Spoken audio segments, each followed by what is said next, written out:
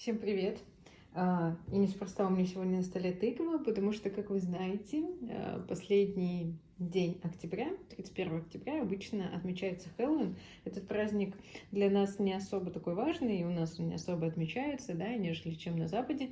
Но все же ему стоит уделить время, потому что можно купить себе тыкву и далее сварить варенье, суп или просто сварить ее и в блендер, сделать сок. Вот. Я хочу вам показать, как можно украсить немного тыкву, пока она у вас лежит. Может быть, вы ее купили и забыли, не знаете, что с ней делать. И в итоге она у вас стала предметом декора. Да? И как мы ее можем украсить? Это будет украшение тыквы, а когда тыква у нас уже будет использована, да, мы что-то приготовим, то потом мы сможем использовать это как какую-то подставку под ту же тыкву, либо под тарелку или под что-то еще. Я буду использовать хлопковый шпагат 3 миллиметра. И для начала беру отрезок длины, ну, около вот так вот, чтобы мы могли опоясать нашу тыквочку. Ну, то есть вот с этой стороны, чтобы я могла ее и продеть, и надеть. Вот это, если у вас просто своя тыква, то учитывайте по своим размерам. Вот. То есть это может быть и 20 сантиметров, и 30. У меня здесь просто нить была немного нехорошего качества, я ее буду использовать. Что будем делать для начала? Для начала также мы вот используем наш вот этот отрезок, который будет опоясывать нашу пипку тыквы. И дополнительно отрежем с вами 12 отрезков. Это могут быть отрезки от метра и выше, но для достоверности отрежьте 1,5 метра отрезки, и вы тогда сможете сами регулировать размеры нашей подставки, ну и в данном случае украшения для тыквы. Я беру отрезок и складываю его напополам, вот так вот. Далее я буду на вот этот наш отрезок опоясывающий крепить все наши 12 отрезков. Каким креплением? Лицевым. Верно, лицевое крепление — это когда мы берем, складываем, да, на наш отрезок и продеваем в эту петлю. Так, вот наше лицевое крепление. Перемычка видна здесь. Если перевернем, здесь получим изнаночное. Вы можете пользоваться и лицевым, или изнаночным. Я вас не заставляю, не призываю, просто как вы желаете. И давайте наденем все 12 отрезков на нашу нить. Можно чередовать крепления. Конечно, можно, если вам это нравится.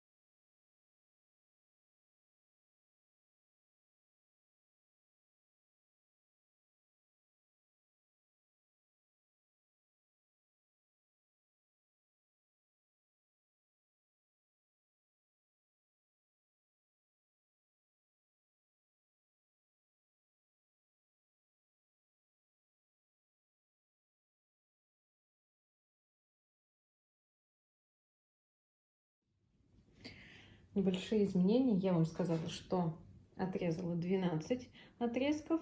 Я надела 12, поняла, что у меня не хватало. Я нарезала еще 2. В итоге у меня 14 отрезков. Вы, пожалуйста, к своей тыкве примерьте. Да? Может быть, вам 12 подойдет, может быть, 14, может быть, и 16 потребуется. Вот, что мы делаем дальше? Мы могли бы здесь сделать крепление как на снежинках.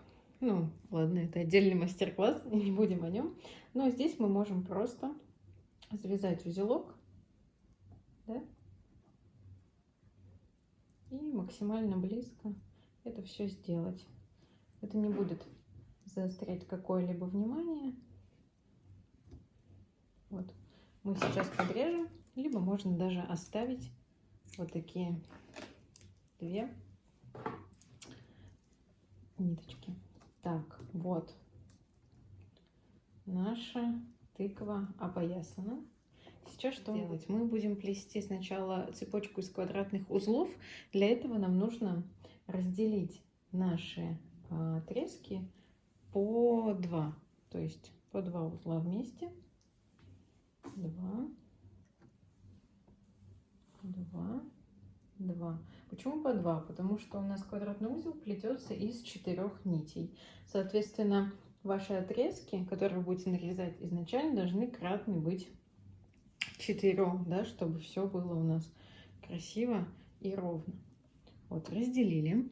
И сначала делаем цепочку из квадратных узлов. Как делается квадратный узел? Берем 4 нити. Посередине нити будут у нас не участвовать в работе. Мы будем их оплетать. И нить, которая находится в левой руке, создаем такую дугу. Нить, которая в правой, кладем поверх. Положили. И сейчас через низ всех нитей в дугу выводим. Вывели и притягиваем. Видите, я придерживаю 2 нити, а здесь я подтягиваю. Подтянула. Сейчас нужно закрыть нам этот квадратный узел. Мы делаем все с точностью наоборот. Делаем дугу с левой стороны. Так. С правой точнее. Нить, которая в левой руке, кладем поверх.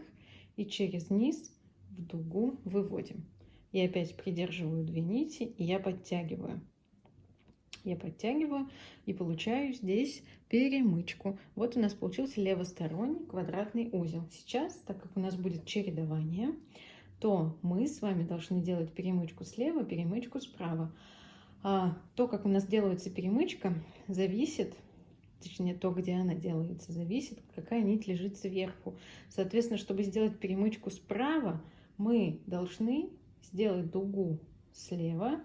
И видите, справа нить будет лежать поверх, и я ее завожу через низ, и у нас перемычка оказалась справа.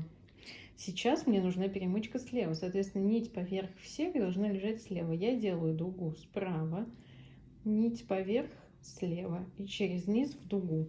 Вот у нас уже чередование 3 узлов. Сейчас опять справа.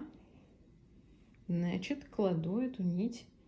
Справа должна лежать нить. Так, это у нас 4-й узел. Видите? Лево, право, опять лево. Значит, дуга справа, нить будет слева. Так, это у нас какой уже узел? 1, 2, 3, 4, 5. И 6-й узел. Это у нас будет правосторонний. Чередовали. 6 узлов. Мы посмотрим с вами, сплетем, может быть, дополним их еще. Я вам скажу об этом видео. Но пока что все наши вот эти вот по 4 нити, которые мы разделили, провязываем в них цепочку из 6 квадратных узлов. Точно такую же цепочку. Все должно быть верно и в нужную сторону. Если у вас будет не в ту сторону, то вы это увидите. Переплетите обязательно. Начинаем с дуги слева.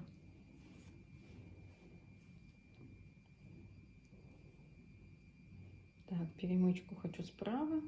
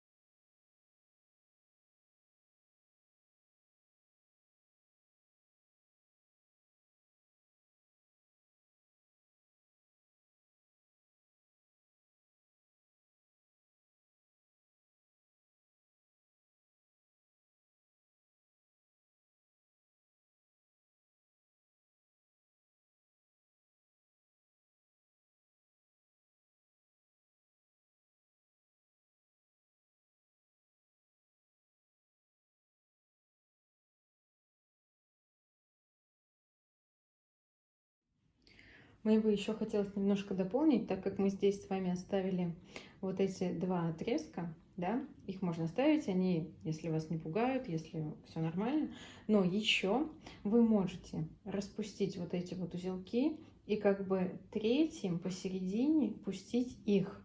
И потом подрезать их, когда закончатся наши 6 узлов. И они будут у вас спрятаны. Я думаю, что я поступлю именно так, потому что сначала я не подумала об этом. Я распущу вот эти две и эти нити в плиту, и они вообще не будут заметны.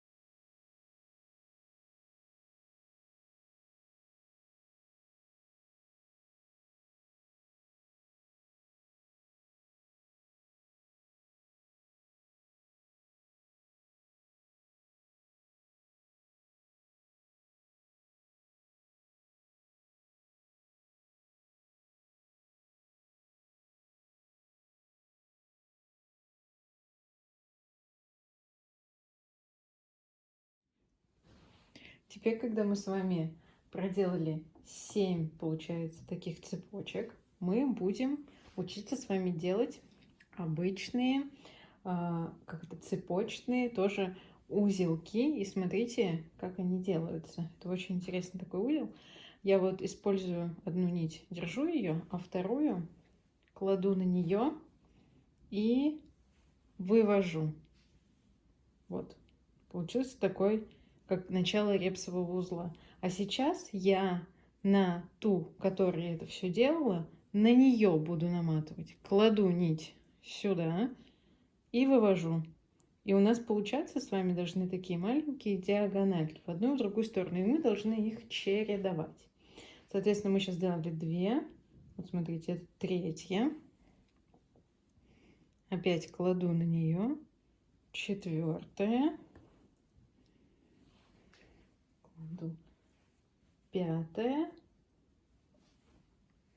Кладу теперь на эту 6. То есть они прям чередуются. Это очень хорошо заметно. Вот получается вот такие вот цепочки тоже. Они очень тянутся. На елочные шары я делала подобный мастер-класс, где окантовываем елочные шары. Очень хороший это используется такой вот узелок. И давайте с этой стороны тоже так же проделаем. Так, раз. Кто знает, как плетется репсовый узел, тому понятно, что это как будто бы начало репсового узла, только каждый раз меняется сторона и только одна намотка. 3, 4, 5, 6 узелков. Так, вот смотрите, сейчас мы сможем зато с вами создать такой красивый ромбик. Что мы делаем? Соединяем и простой квадратный узел соединяем. Так, и закрываем. Вот получился у нас один узелок.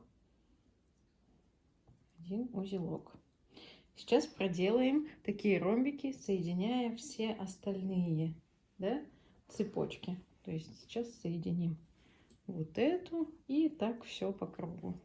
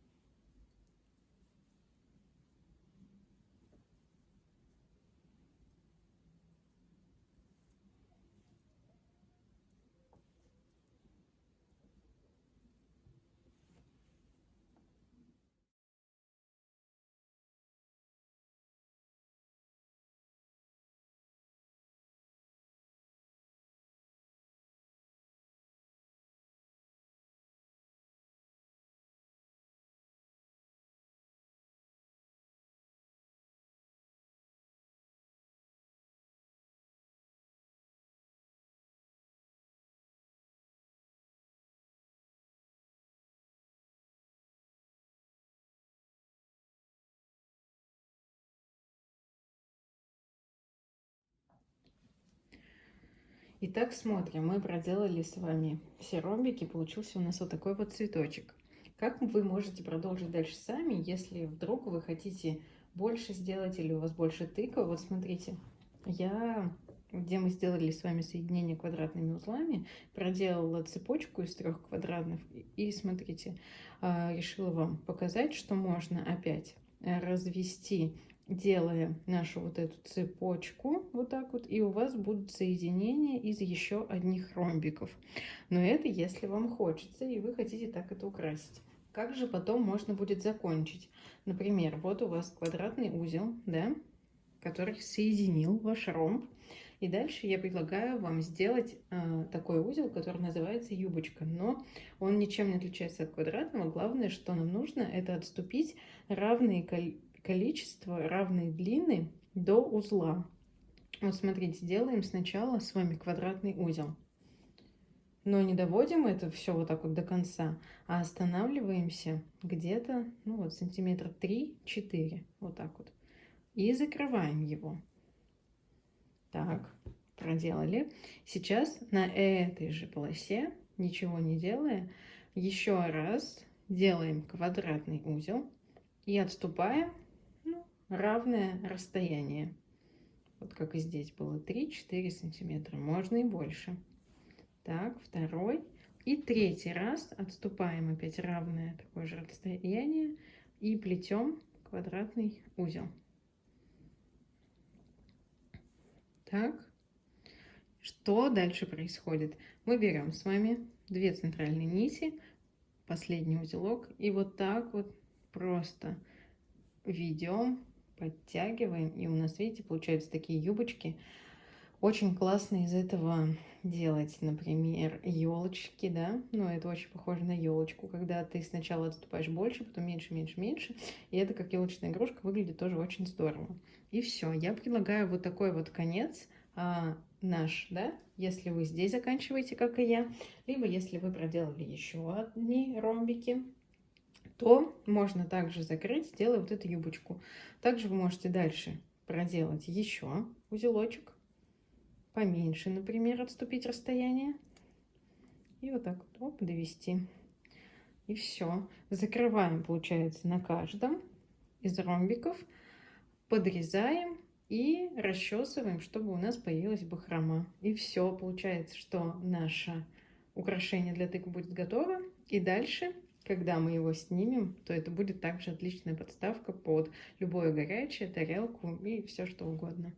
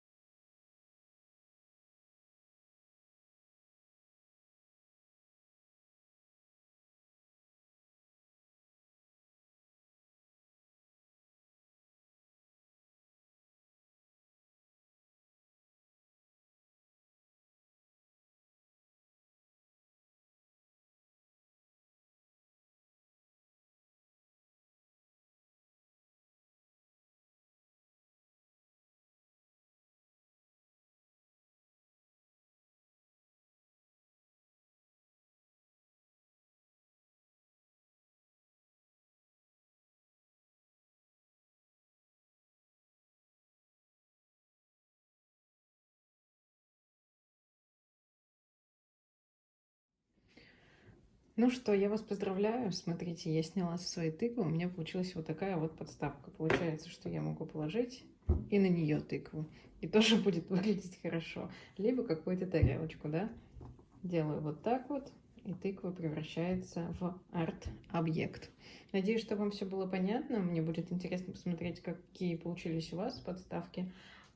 Присылайте фото в директ Инстаграм, пишите комментарии под видео и подписывайтесь на канал. Все, до следующих тыкв, потому что я планирую снять еще одну.